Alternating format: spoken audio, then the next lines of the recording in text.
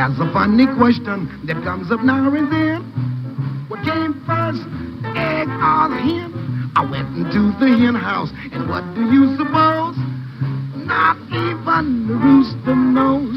The rooster says that gets me, but I'll find out, my friend. What came first, the egg or the hen? He called the hens together. All right, so we are actually not going to ponder that question here today, although we could very quickly answer it. And the reason is because our primary guest here on the show, which is a show about eggs, by the way, if I haven't already made that clear, has been asked that question too many times. Lizzie Stark is a play expert and the author of 2 nonfiction books, including Pandora's DNA and Leaving Mundania, I think. And then her new book. Her new book is Egg, A Dozen Overtures. You see what she did there? And she's with us right now. Before I bring her in, I will just quickly say, I'll say it to you, Lizzie. So in the Broadway play, The Silver Whistle, we encounter a tramp named Emmett. And he's seen, I think, sitting on a wall, pondering an egg. And he says, an egg has no sides. I find that reassuring. Every part of an egg is curved. It's nice to know that there's something you can depend on. I will now say that I'll now identify myself as a Nepo baby. My father, Bob McEnroe, wrote that line. So our family, we've been thinking about eggs a lot for a long time. Very excited about this book. So Lizzie Stark, this book is about so many different things. Really, it's about the tech and architecture of an egg. It's about the eggs that we eat, that we'll be talking about a lot in the second segment. But it's also, you sort of try to get into the soul of an egg, right? Yeah, that's right, Colin. Thanks so much for having me. I'm excited. I'm egg-cited to talk about what's under the shell and around the shell today. Yeah, in my book, Egg, A Dozen Overtures, I try to look at an egg from 12 different angles. So I look at it as an object of play, as a myth and story, its role in space exploration, in vaccines, and so much more. Yes, and we will talk about the space exploration angle towards the end of this segment because I'm excited about it. I'm excited about anything that isn't an astronaut and goes into space. But we'll begin just sort of by the way we eggs are so much a part of our culture, mostly the eating of them, but also, of course, the whole reproduction element itself. I'm going to play a little scene for you from one of my favorite movies. It's Frankie and Johnny. You're going to hear Al Pacino as a short order cook trying to impress an unimpressed waitress named Frankie. Michelle Pfeiffer, A1 Cat. I'm Johnny. Hi. Who are you? Frankie. These eggs don't look runny. Mr. DeLeon likes them runny. They look runny to me. They're pretty runny. It's a regular.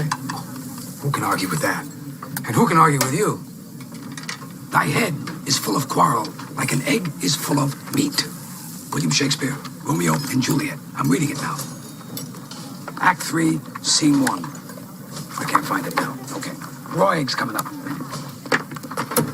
Not raw. Runny. So, Lizzie, there's a lot contained in there, including a Shakespeare quote. But there's also that kind of idea. There's a way in which, the exterior of an egg really does suggest perfection. And the inside of an egg, even though you go into quite a bit of detail about the really kind of perfect architecture, the tech, as you call it, of an egg. But I think to our minds, there's chaos, right? There's just stuff that's going to come gushing out all over the place. A runny egg makes people nervous. Yes, runny egg can make people nervous. I mean, one thing I discovered writing this book is that everybody has their own very exact way of how the perfect egg. And for me, the perfect egg is a little bit runny. But going back to that theme of chaos, I think there is something about eggs that just invites the idea of chaos. And of course, you can see this in the egg myths from around the world, where the egg represents a kind of generative chaos that then the world is created out of. But you can also see it in, say, a Halloween egging incident, right? There's something about eggs that one of the affordances of eggs is that they want to be broken, or that they could be broken and create a delightfully chaotic mess. Right. And we are actually in the final segment. Lizzie will have gone on to greater things by that time, but we are actually going to have a lengthy conversation with the philosopher John Portman about that idea of throwing eggs on Halloween and other less sublime occasions.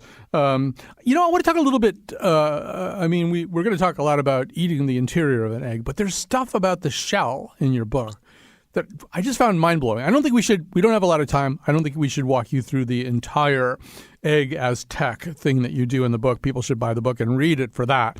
But I thought the most mind-blowing thing that I encountered was this idea that the same chicken could lay one egg in, let's say, Baton Rouge and another egg in Denver, and the shells would be significantly different in composition. Explain why that is. Yes. So eggshells contain pores that allow gas exchange to happen. So when the chick is developing microbial water, the water all living things give off can evaporate and oxygen can come in. And a hen can somehow detect the oxygen concentration in the air. So there are more pores on the blunt side of the egg than there are on the pointy side, because the blunt side is where the chick's head develops. And if you take a chicken from Baton Rouge and move it to Colorado on top of a mountain in the thinner air, that chicken's going to lay an egg with more pores for gas exchange to happen to compensate for the lower concentration of oxygen in the air. But that's like a chicken has some kind of mysterious internal barometer or something. Yeah, exactly. And I don't think we quite understand how that works. Chickens can also delay laying eggs, or birds can delay laying eggs depending on what the weather is like, so that they can time their reproductive cycle optimally for the season. There are a lot of mysterious things about egg laying that we just haven't quite figured out yet, and that's one of them. And maybe we're not meant to know. Chickens have to have some secrets. So we should also, one of the other things that I loved was this whole thing about the role that ostrich eggs played in Stone Age development, that actually sort of made it possible for Stone Age people to roam out into the desert. Tell us a little bit more about that. Yes. So going back about 60,000 years, archaeologists have found ostrich eggshell fragments in the desert. And ostriches are real scary birds. They deliver kicks that could kill a lion. But if you get an ostrich egg away from the communal nest, it can hold about a liter of water. And you can cut out a little hole in the top of the egg and stop it up with grass or beeswax. And it functions as a perfect water canteen. Holds a goodly portion of water, 1 liter, and the pores in the eggshell help keep the water a bit cool. And so these eggshell canteens enabled the desert exploration by Stone Age peoples. And much like we might slap a bumper sticker on our car or on our water bottle, the Stone Age people decorated their ostrich eggshell canteens, and archaeologists have found fragments of these egg decorations. And it's archaeologists say it's some of the oldest evidence for abstract thought in humans, which kind of blew my mind. And then the eggshells are quite thick and robust, and they were ground down into these tiny beads. And so people would wear bracelets made of ostrich eggshell beads. And the curious thing is that not all of the beads were from the same eggshell. There's evidence that people exchanged these beads across networks spanning hundreds of miles, which was no small thing in the Stone Age. So eggs truly are at the beginning of it all. Right. And so there's a way in which I think we have a fascination with eggs that's probably also a kind of adaptive in an evolutionary way. I'm always telling people anyway that an egg kind of contains everything that it's going to take to make a chicken or a robin or an ostrich or whatever it's going to turn into. That's the plan. That's the egg's plan. The egg's plan is not to be in an omelet. The egg's plan is, nope, let's make another one of us. And maybe for that reason, the sort of the nutritional completeness of an egg, people get pretty fired up if they can't have them. So you actually document kind of what are thought of as the egg wars of the Farallon Islands. I think that's worth spending a couple of minutes talking about.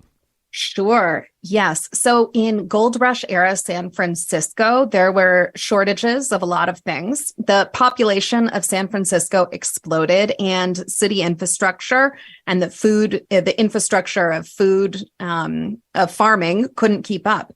And so people were starved for eggs. They were incredibly expensive. In the city of San Francisco, a fresh chicken egg might fetch $1 per egg. And that's in 1848 money. Well, out in the gold fields, prices were up to $3 per egg. So you could make a lot of money from eggs. Right. Well, I just want to pause you and say, so we're talking $400 to $1,200 per dozen in 2023 money terms, probably somewhere in there. Exactly. Yes, somewhere in there. So, I mean, hugely expensive. And so there was an enterprising pharmacist who figured out that there are these really inhospitable islands off the coast of San Francisco. They're just like jagged rocks sticking up from these shark-infested waters, and they were famous for causing a bunch of shipwrecks. Anyway, on these islands, there were hundreds of thousands of seabirds. And so Doc Robinson and his brother-in-law took a boat over. They gathered the eggs of the common murre, which is a seabird that is black and white, and it lays eggs bigger than a chicken egg. And they lost half of their cargo on the sea on the way back, but they still managed to sell it for what would amount to about $100,000 today. And the trip was so terrifying for them that they vowed never to return.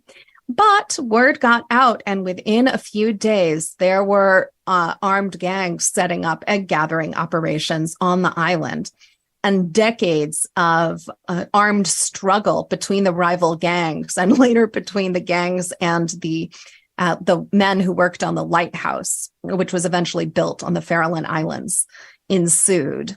And so you get all of these amazing news articles, like about the guys who hid in Great Muir Cave during a shootout, where the ammonia fumes from the guano like killed a couple people. Lighthouse keepers being hijacked and kidnapped by gangs of eggers who were trying to gain access to the island. Some of the lighthouse keepers were on the taking bribes from various egg companies to allow them to lease the egg rights. My favorite thing, this is sort of disturbing. All of this is disturbing, actually. So there was this idea that the eggs from this seabird, and I think they're like 2.5 times the size of a chicken egg, but if you didn't get a completely fresh one, you would wind up with a fishy taste in your mouth, I guess because those birds eat fish, that wouldn't go away for months or something. So there was this mania, not just for the eggs, but for getting fresh ones. And didn't two guys go and smash all of the eggs that were there so that they would, and then sleep on the island so that they would know that the next day they were finding only fresh eggs? It was something like that. Yeah, absolutely. The egg guys were out there with their workers, and they had divided the island during egging season into different parts. And so they'd go to the place they'd be harvesting tomorrow, and they smashed all of the eggs. And common murres, they only lay one clutch of eggs per year, and this had predictably devastating effects on the local bird population. But, the city of San Francisco got its eggs, which were perfectly acceptable in baked goods. So I listened to some of the show that you did on KQED where you took calls, and it became clear nobody's going to stump Lizzie Stark about eggs. There's just nobody can throw anything at you that you can't catch. Although I'm going to tell you one thing that I bet you don't know.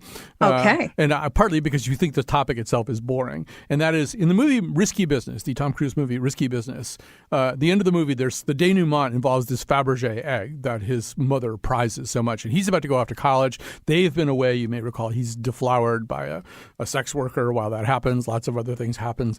And when she returns, they've restored the house to its former order after renting a brothel out of the house and stuff like that.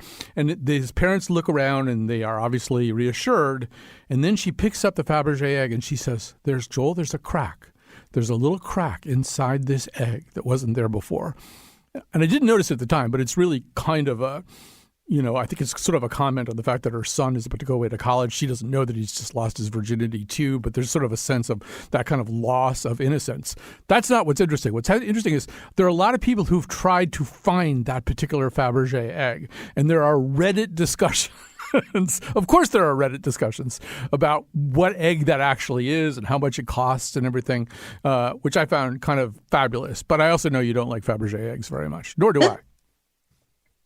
Yeah, that's right. Fabergé eggs, they're just a fancy rich guy's way of doing the local folk art of pisanki, which was like a Ukrainian method for dyeing Easter eggs, writing on Easter eggs with all of this intricate symbolism.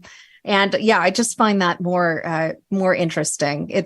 There's all of these magical angles to it. People would put the pisanki out to keep evil spirits away. They'd bury these eggs in the fields to ensure a good harvest. The cattle got their own eggs to help ensure a good year. So yeah, there's a lot of fascinating. But I've never seen Risky Business. All right. So. Well, when you see it, you realize that his parents, unlike Stone Age people in Australia, are not capable of abstract thinking. So that's why they're so excited about their Fabergé egg. All right. So we have a little bit of time left in this segment. I do want to talk about eggs in space. One thing you probably were not told by producer Betsy Kaplan is that we have the only people who are not allowed on the show are astronauts. So I'm always fascinated when anything else goes into space. So explain what's going on with that, because I was completely unaware of this whole line of discussion. Sure. So we've been sending eggs up into space for, ever since the earliest balloon experiments. And we sent them up to space as proxy for the human body. People didn't know whether cosmic rays would kill us or not. So they sent up the next best thing, an egg, figuring that if it killed the egg, it would probably kill people too. But cosmic rays did not kill the egg. And so we went on to send people up into space. And since then, Chickens in Space has been an effort of food, right? Astronauts need to eat in space. So we've had freeze-dried eggs going into space forever and ever. And there's a long astronaut tradition of eating something that doesn't force you to use the bathroom for quite a while. And so there's like a launch day tradition of eating steak and eggs. And then sending actual shelled eggs into space has been kind of another experiment in what happens to the body in space, what happens perhaps to the female body in space. So these two guys, John Vellinger and Mark Deuser, John Vellinger was a really enterprising junior high school, and college student. He won this countrywide NASA science competition to send eggs in an incubator up into space, because he had noticed that at home his hens rotated their eggs once a day to prevent gravity from working on the yolks. So he thought, I wonder what happens to eggs when gravity is not working on the yolks. So they sent eggs up into space, embryos that were 2 days old, as well as embryos that were 9 days old, and brought them back down to Earth. And what they found was that none of the 2-day-old embryos had survived, that the effect of gravity on a developing embryo is important. But the 9-day embryos, which were a bit longer in their development before they were sent up into space, many of them survived. And many of them were hatched. And that is how the Louisville Museum got Kentucky, the first space chicken. I guess I forgot to mention that John Vellinger, when he won this NASA science competition, had gotten hooked up with a corporate sponsor, and the natural corporate sponsor was Kentucky Fried Chicken. So I think the eggs in space experiments bode poorly both for space sex and space birth, was kind of my reading of it. But I do hope that I'm wrong about that, and that we can look forward to many years of both having babies in space and eating eggs in space. All right. Well, speak for yourself. But I had to read about World in Time. I would tell you about the Chicken of Tomorrow contest, which was held in 1946 and 1947. Well, you talk like you already know about that. I'm given the noise that you just made. Yeah, I got a lot of relatives in Fayetteville, Arkansas, who were professors of like apple growing at the time that that competition was run. The winner actually is not too far from where I'm sitting right now, Arbor Acres. Anyway, we can't talk about that because we have to take a break. We're going to come back. We're going to talk with Lizzie and our good friend Chris Prosperi about eating and therefore cooking eggs. Nighthawks at the diner, Hammer's 49er.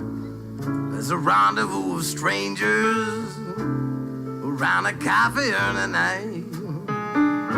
All the gypsy hacks and the insomniacs, now the paper's been read. Now the waitress said, eggs and sausage and a side of toast, a coffee and a roll, hash browns over easy.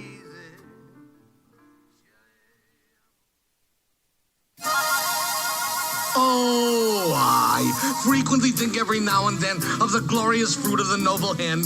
Eggs! Eggs! E-double-G-S eggs. My knowledge of eggs is tremendously wide. I've eaten them boiled, I've eaten them fried, poached and shirred and deviled and scrambled, omelette, schmummelets, cobbled and frambled. We play more Alan Sherman songs than any radio show in America. I guarantee you that. I'm not sure that's an article of pride, but it's true. So Lizzie Stark is with us. She's written an amazing book called Eggs, A Dozen Overtures. Joining her and me now is my old friend Chris Prosperi, the chef and co-owner of Metro Peace Restaurant, and the chief also in Simsbury and a former recipe columnist for the Hartford Courant. Lots of other things besides. And so I think we should just begin by saying that cooking eggs is really complicated because of something Lizzie and I kind of referenced at the beginning. One person's egg treasure is another person's egg poison. People are very particular about how they like it. Our senior producer, Lily Tyson, of course, wrote the hit YA novel 5 Ways I Won't Eat Eggs, which is being made into a motion picture starring, I think, the girl from The Power. But we're going to play another little movie clip for you. This one I think you will recognize from Runaway Bride. So let's hear Richard Gere talking to Julia Roberts. This is a B1 Cat. You were so lost you didn't even know what kind of eggs you like. Yes. Yes. Yes, that's right. With the priest, you wanted scrambled. With a deadhead, it was fried. With the other guy, the bug guy, it was poached. Now it's like, egg whites only. Thank you very much. That is called changing your mind. So, Lizzie, your book is very much about the culture of cooking eggs. There's some very touching stuff about you and your father trying to perfect or at least master about 20 different egg recipes. There's that whole idea of, particularly with an egg, there's something like, this is very simple, but can I do it? Yeah, exactly. An egg is extremely sensitive. And so you can get very different results by changing certain variables, like very minutely. You know, a millimeter on that stove dial might result in to my mind, very inedible round egg. And doing it too slow might result in a white that's so tender you're struggling to get the fried egg off of the pan. And that's the game of eggs. Almost any egg is edible. Almost any egg is going to meet somebody's palate requirements. But to get an egg truly perfect for yourself and to be able to do that reliably, it's a difficult mountain to climb, and therefore it's interesting to climb, in my opinion. All right. So Chris, and I should say, just cards on the table, Chris and I in the past have been known to, if one of us is in the presence of duck eggs, we often would buy duck eggs for the other person too. But you know, Chris, we haven't talked in a while. I'm making a transition myself right now. In this winter, I really wanted eggs for breakfast. It was cold, and I just felt I needed them, and they are very, very filling. You don't want something else at 10:30.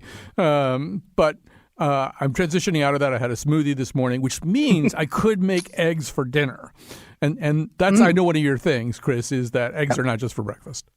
Yeah, eggs are for all times. And back to what Lizzie was saying, the egg omelet and the scrambled egg is probably one of the easiest yet hardest things to cook. I think anyway. I've been doing it now for 40 years since I was a little boy cooking eggs at home with my mom. And I think I came close to the perfect omelet a few times, but I've never quite got it because it's that moment in time. And like Lizzie said, the temperature has to be right. How cold were the eggs when they went in the pan? How warm were the eggs? There's so many variables going, and they're so delicate to cook that it is, I think, a lifetime pursuit to cook the perfect egg. Yeah, I actually make very good, if I may say so, scrambled eggs. I think that most of the women I have spent time with in my life don't miss a lot of things about me, but I think occasionally they think about me and they think, you really did make good scrambled eggs, and that's a thing. So I guess I would ask both of you if you wanted to mention like a little slightly more obscure egg. Does either one of you know about ova in purgatorio?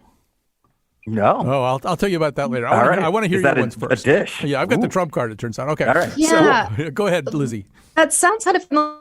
Is that there's a dish called huevos divorciados, like divorced eggs, which is it's a Latin American dish. It's 2 eggs, and one's with a red sauce and one's with a green sauce. But I feel like it's something with eggs and tomatoes. Yeah. So you have that. Am I close? Yeah, you are absolutely 100% close. And indeed, so yeah, after your Mexican divorce, you have the huevos divorcia. Yes. That is amazing.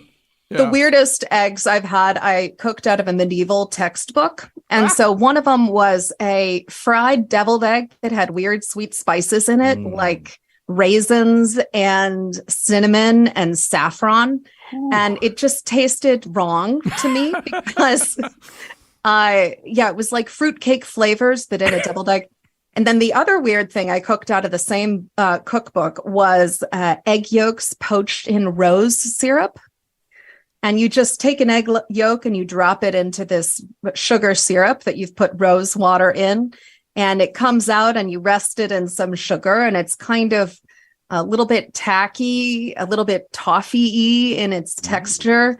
And, it was fine, but I'm not going to make that for a dinner party. It sounds disgusting, actually.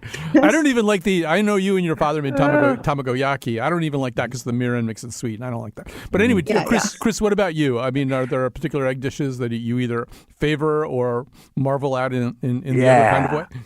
And this one goes to what you guys were saying about the eggshell being porous. So back when we were serving truffles quite frequently, and those are the mushrooms that grow underground that have that pungent aroma. If you take your truffles as you're storing them and you store them with a few eggs in a container or like a glass jar or a plastic container, the truffle aroma and flavor will seep into the egg. And that is probably one of the most amazing egg dishes I've ever had. And then you just very softly scramble those eggs with just some fresh chives. And that probably to date is one of the top 4 dishes I've had in my life. Wow. That just sounds great. Yeah. The chives are up. I got my first Glastonbury chives this weekend. Also, the first asparagus is up, Chris. So, an asparagus and omelets, right? I mean, eggs, that's the thing. They go with whenever someone says a new ingredient is up for the first time in the season. For some reason, I always say that would go with eggs. Although, let me bounce this off the two of you. This could be my Hibernian soul talking.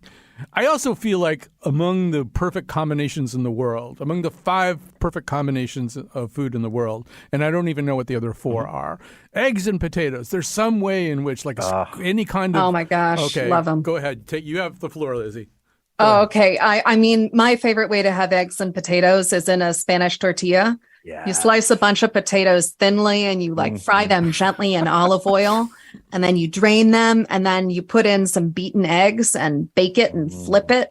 And it's good warm, it's good cold, it's good hot. And most of all, it's a great vehicle for garlic mayo. Aioli. Yeah. Yes. That's how I live. How do you like yours, Chris? Yeah, no, very similar. Actually, a Spanish friend of mine just gave me a recipe for something very similar, and it sounded very strange to me, so I had to immediately try it. It's that same Spanish tortilla that you're talking about, except he whipped in a drained can of tuna. Oh, And I've made that once. Have you? Right? And it was so good. I made it in the kitchen here at work, and I was going to let it cool down a little bit. And by the time I got back to it, quarters of it was already eaten by the kitchen staff. And again, just a strange combination because tuna fish, eggs, and potatoes maybe to me didn't sound good in my head, but man, when we came out of the pan, it was good. Yeah. It's sort of three of the ingredients in a salad niçoise, like the tuna, the egg, and the potato. Yep. That's my other favorite egg and potato experience. Yeah, I tonight what I'm going to make actually is something called I think it's called shakshuka. It's a North African dish. Yeah, you know it. Explain what it is, Chris, so I don't have to. Yeah, that's a great one, and we make that often for breakfast. And that is just a African spiced tomato sauce. So it has a lot of like cumin and coriander and spices like that in the tomato sauce. And you basically softly poach the egg inside that tomato sauce. What I usually do is I get the tomato sauce in a shallow pan, and then once it simmers down and thickens a little bit, I make little holes in the tomato sauce, and then I crack the eggs into those holes, put a lid on the pan, and let it softly cook like that. And I'm telling you, unbelievable flavor. Yeah, Ottolenghi has a good recipe in his Plenty book. And yeah, so it's a North African dish initially, but I think everybody, and I think, Lizzie, uova in purgatorio, eggs in purgatorio, that's basically the Italian version of that, right? Yeah. And it's great. It's that kind of thing's great for a crowd at brunch because you can make the tomato sauce ahead of time and then just warm it back up and slip the eggs in. And it seems like you've been cooking all morning. So, Lizzie, I know you have a question to ask Chris about brunch in restaurants and what it's like to work that shift. Go ahead. So, Chris, I heard a rumor that the brunch shift is the worst shift to have. No question. At a restaurant. And why is that? And we, to the point where it was one of our main reasons to not open on Sunday, just so we would not have to deal with brunch on Sunday morning. It is mostly because, and I know this is going to sound a little crazy, maybe something to do with the eggs a little bit. Most of line cooks, the people cooking brunch, are very young, right? Say 20-ish. And on Saturday night when they're working, as soon as they get out of work, unlike me, I go home and go to bed, they go out and party and have fun. On a Saturday night. Bars in Connecticut are open till 2 a.m. on Saturday. So they're out till 2, 3 a.m. And then the brunch shift starts. It's the earliest shift of a restaurant. And all of a sudden you have to be back at work and you're cooking eggs.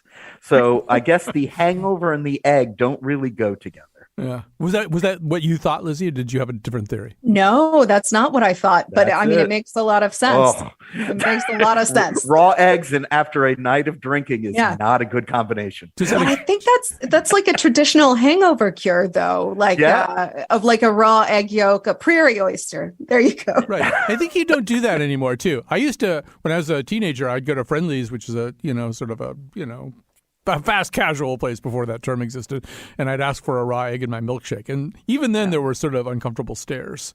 But I think you don't do it anymore because of, I don't know, fears about salmonella or something. Yeah, and I think, is that why the soft-boiled egg went away? I don't know about you guys, but we had our own little fancy cup to put as children, to put our I think it even had our names written on them, scribed on them. And, I had mine that it's good. And my mom would soft boil the eggs for breakfast. And then we'd each go to the cupboard and grab our own egg cup.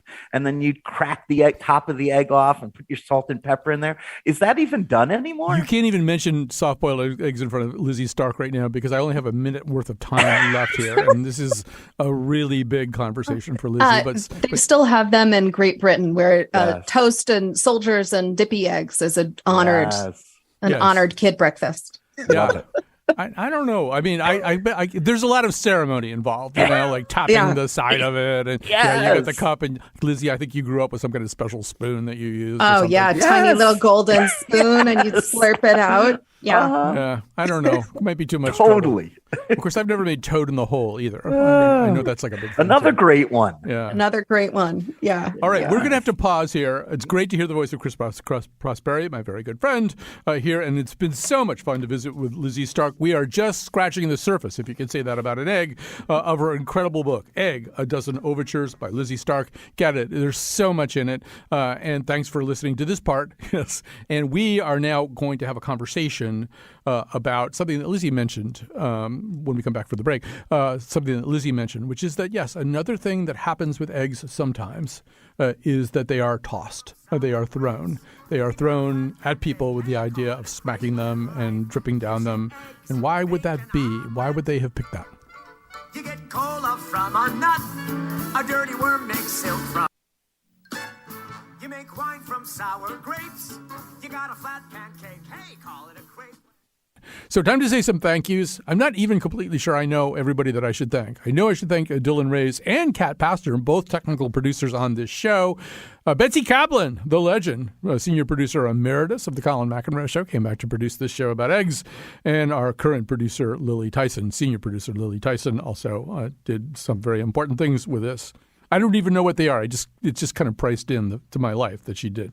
All right, so we're bringing back to the show somebody we've enjoyed very much as a guest in the past, John Portman, who I believe was on our Schadenfreude show, author of When Bad Things Happen to Other People.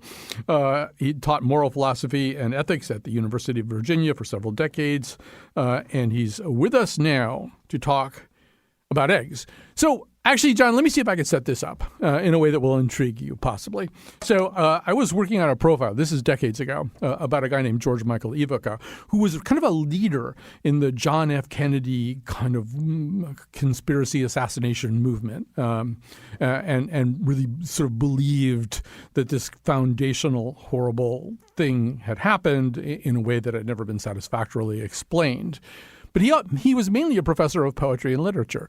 So I decided I would go watch him teach a poetry class. And he just gave this amazing lecture. But he talked about how every culture, every civilization has this foundational myth in which paradise is lost, that perfection exists and something goes wrong. And he said, something goes wrong.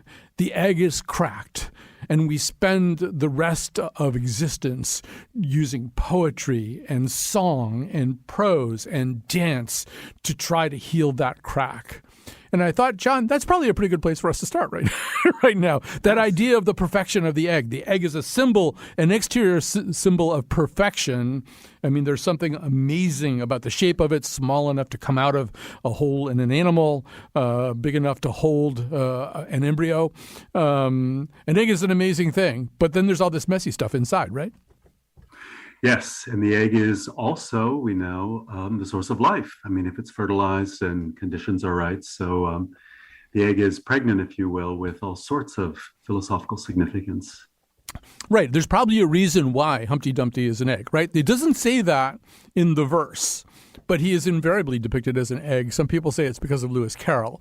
But there's that idea, right, that it's a thing that if you crack, there's no way that you can reassemble this thing. The messiness is going to come out. Right. And this professor's particular theory, if I may, dovetails with a theory propounded by William James, who at Harvard invented the field of psychology of religion about 125 years ago. And your professor leans into the importance of poetry and narrative in constructing a sense of well-being, safety, security, human security in the world. And that's just what William James did as well. So in a slightly different way, William James said, religious people, scholars, think that religion is all about texts. The Quran in Islam, the Torah in Judaism, the Bible in Christianity. And William James argued that, in fact, these texts are important to maybe 2% of practicing religious people in the West. That what religions really do is help people manage their emotions, help them feel secure, help them feel grounded, help them feel hopeful about the future. Right. So, the outside of an egg, an intact egg is maybe kind of suggestive of something maybe divine or divine purpose. But let's go back to that inside. The inside is messy, and it's connected to a whole bunch of things that we are considerably less comfortable with and regard as considerably less pristine. It's, it's implicitly menstrual and amniotic, and it's just all of the stuff that is the stuff of life, but not in a way that we're super at ease with. Yes, I think that's right. Think of a well-scrubbed, well-dressed person. Inside her or his body is a lot of messiness, a lot of blood, organs. Think about public reactions sometimes to women who nurse in public. There's this view that fluids are meant to stay inside in their place, and when they come out, they're very messy and they frequently frighten people or anger them.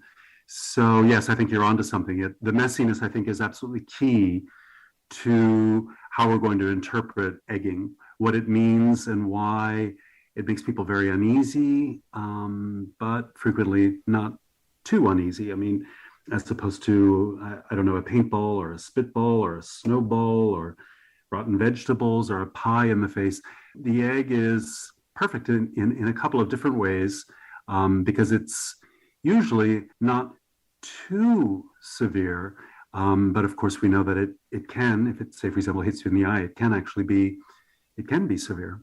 Yes, I may have buried the lead. John is here mainly to talk about egging and why we would use that particular thing. I think this is a Betsy Kaplan inspiration. And yes, I mean, probably the closest thing to it. So close to it, John, that it has given its name, or its name has been used for the most pervasive mode of reviewing culture. Rotten Tomatoes is where you go to find out whether the movie's good or not, because Rotten Tomatoes are what you throw. But meanwhile, the egg is interesting, too.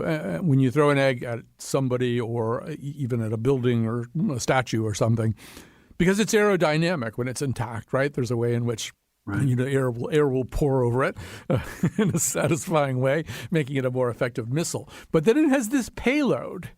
The payload, this cracked egg, could be gushing out just about anything, as we keep saying. Yeah, amniotic menstrual, but it also could be sort of gastric fluids, too. It's just all of the things about life that we're so eager to avoid when we're creating a comfortable reality. Exactly. And it's that messiness, it's that fear that it might happen to us that makes people very, very uneasy. If you see it happen to, say, for example, Arnold Schwarzenegger or a controversial politician, you may feel relief, but you may feel relief that it hasn't happened to you, but also a little joy that someone who needs to be taken down a peg or taught a lesson has done so in a relatively painless way. Again, if it hits you in the eye, it's very bad. If it's a rotten egg, it'll stink. But normally the egg will wash off pretty quickly. It's not red like the rotten tomato. Usually it is just a little messy, but not too messy. And that's why some people will allow themselves to laugh and jeer. It's sort of like seeing someone slip on a banana peel. You're aware that there's a possibility for injury, but the possibility is pretty slight. Yeah, we need to do a whole show about bananas probably now that you mentioned that. But so one of the things that's influencing your thinking about this is a book by Mary Douglas called Purity and Danger, right? This is all about that wall that is supposedly, putatively impervious between what and what, John? Well, we have a saying, as you know, in the English language, cleanliness is next to godliness.